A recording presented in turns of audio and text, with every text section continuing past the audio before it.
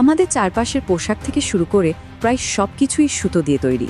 চলুন আজ আমরা এই সুতোর ভেতরের কিছু রহস্য জানার চেষ্টা করি। অনেকেই হয়তো কাপড়ের লেবেলে এই ধরনের কোড দেখেছেন, তাই না? দেখতে অনেকটা গোপন সংকেতের মতো লাগে, কিন্তু আসলের মানেটা কি? চলুন আজ সেটাই জেনে নেওয়া যাক। আমাদের আজকের আলোচনাকে আমরা 3টে ভাগে ভাগ করে নিয়েছি। প্রথমে আমরা জানব সুতোর কোমলতার পেছনের কারণটা কি। তারপর দেখব সুতোর গঠন বা বলা যেতে পারে তাদের রিলেশনশিপ স্ট্যাটাস। আর সবশেষে কাপড়ের ওই যে ধাতব ঝলকানি, সেটার রহস্যটা কি তা খুঁজে বের করব। তো প্রথম প্রশ্নটাই হলো, কেন কিছু কাপড় অন্যগুলোর চেয়ে বেশি নরম লাগে, যদিও হয়তো তাদের ওজন একই? এর উত্তরটা কিন্তু লুকিয়ে আছে কিছু সংখ্যার মধ্যেই। এই রহস্য বোঝার প্রথম ধাপ হলো এই কোডটা বোঝা। যেমন ধরুন 100D/144F। এখানে ডি মানে হলো ডেনিয়ার, যা দিয়ে সুতোর ওজন বা ঘনত্ব মাপা হয়, আর এফ মানে হলো ফিলামেন্ট, মানে ওই সুতোর ভেতরে ঠিক কতগুলো সূক্ষ্ম আঁশ আছে তার সংখ্যা। বিষয়টা খুব মজার। দেখুন, এখানে দুটো সুতোরই ওজন কিন্তু এক, মানে 100 ডেনিয়ার, কিন্তু একটাতে আছে 96টা ফিলামেন্ট আর অন্যটাতে 144টা।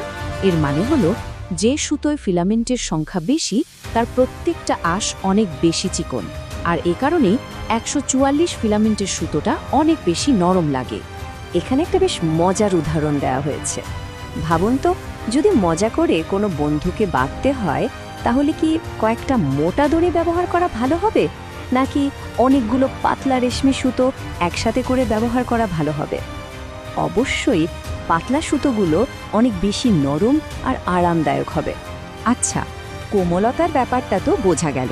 এবার চলুন দেখি, এই যে এতগুলো ফিলামেন্ট একসাথে থাকে, এরা একে অপরের সাথে কিভাবে জুড়ে থাকে, মানে বলা যেতে পারে এদের সম্পর্কের স্টেটাসটা কীরকম।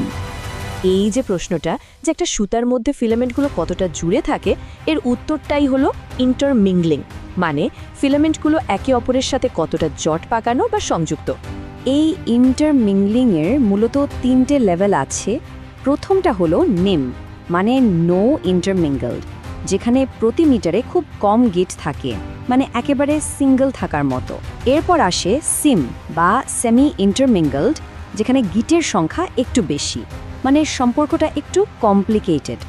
আর সবশেষে হলো HIM, মানে হাই ইন্টারমিঙ্গলড। এখানে গিটের সংখ্যা অনেক বেশি, মানে একদম পুরোপুরি কমিটেড, একে অপরের সাথে জট পাকিয়ে একসাথে।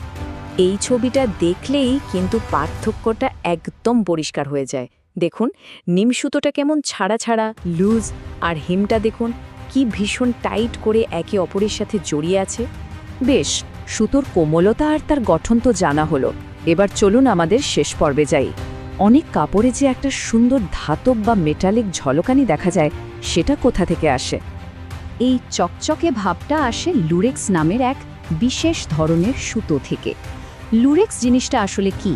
এটা হলো একটা ধাতব ফিল্ম, যাকে পলিয়েস্টার বা নাইলনের মতো সাধারণ সুতোর সাথে পেঁচিয়ে তৈরি করা হয়, অনেকটা স্যান্ডউইচের মতো। আর এই ছবিটা তো দারুণ। এখানে দেখুন মেটালিক অংশটা কি ভীষণ পাতলা, মাত্র 23 মাইক্রোমিটার পুরু। ভাবা যায় কতটা সূক্ষ্ম প্রযুক্তি ব্যবহার করা হয়। এই লুরেক্স আবার মূলত 2 ধরনের হয়। বাম দিকে যেটা দেখা যাচ্ছে সেটা হলো MX টাইপ। এখানে একটা ধাতব ফিল্মকে একটা মাত্র ফিলামেন্টের সুতোর সাথে পেঁচানো হয়। আর ডান দিকে আছে H টাইপ, যেখানে অনেকগুলো ফিলামেন্টওয়ালা সুতো ব্যবহার করা হয়। এবার যদি মাইক্রোস্কোপের নিচে দেখা যায়, তাহলে পার্থক্যটা আরও পরিষ্কার বোঝা যায়। দেখুন, MX টাইপটা দেখতে অনেকটা একটা ধাতব ফিতার ওপর দিয়ে একটা সুতো পেঁচিয়ে যাওয়ার মতো, আর MH টাইপটা দেখে মনে হচ্ছে যেন দুটো আলাদা সুতো একে অপরের সাথে পেঁচিয়ে আছে। তো আমাদের পুরো আলোচনা শেষ করার আগে একটা শেষ প্রশ্ন। আমরা শুরুতেই জেনেছি যে ফিলামেন্টের সংখ্যা যত বেশি হয়, সুতো তত নরম হয়। তাহলে সেই যুক্তিতে এই 2 ধরনের লুরেক্সের মধ্যে MX আর MH কোনটা বেশি নরম হওয়ার কথা? একটু ভেবে দেখুন তো।